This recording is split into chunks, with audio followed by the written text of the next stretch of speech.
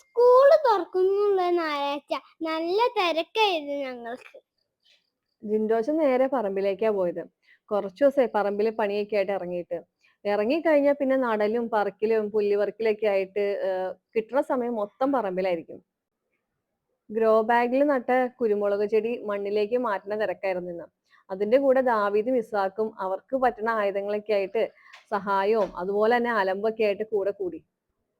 അതിന്റെ ഇടയിൽ ദാവീദിന് ചൊറിയൻപുഴു കടിച്ച് കരഞ്ഞോണ്ട് വീട്ടിലേക്ക് ഓടി. സങ്കടമെല്ലാം മാറിയപ്പോ ദാവീദ് പിന്നെയും വന്ന് അപ്പനെ സഹായിച്ചു. പക്ഷെ ഇസ്ഹാക്കാണെങ്കിലോ നട്ടുച്ചയ്ക്ക് വെയിലത്ത് കിടന്ന അപ്പന്റെ കാറിന്റെ ബോണറ്റിൽ കിടന്ന യോഗാസനങ്ങളായിരുന്നു. അതിന്റെ വീഡിയോ ഞാൻ പിന്നെ ഇടാം. പണിയെല്ലാം കഴിഞ്ഞപ്പം ആയുധങ്ങൾ കൊണ്ടുവന്ന് വെക്കാൻ ഇസാക്ക് സഹായിച്ചു. പിന്നെ വിറക് വെട്ടലായിരുന്നു. വിറക് വെട്ടാനും ദാവീദ് കൂടെ നിന്നു അപ്പനൊരു സഹായമായിട്ട്. അത് കഴിഞ്ഞ് പിന്നെ അകത്ത് കയറിയപ്പം സ്റ്റൗ നന്നാക്കാൻ അച്ചച്ചയുടെ കൂടെ കൂടി. പിന്നെ ഞങ്ങൾ ബാത്റൂം കഴുകലായിരുന്നു. സാധാരണ ഞാനും ദാവീദും കൂടി ആയിരുന്നു ബാത്റൂം കഴുകാറ്. ഇസാക്കിനെ കൂട്ടാറില്ല, കാരണം അവനത് അലമ്പാക്കും.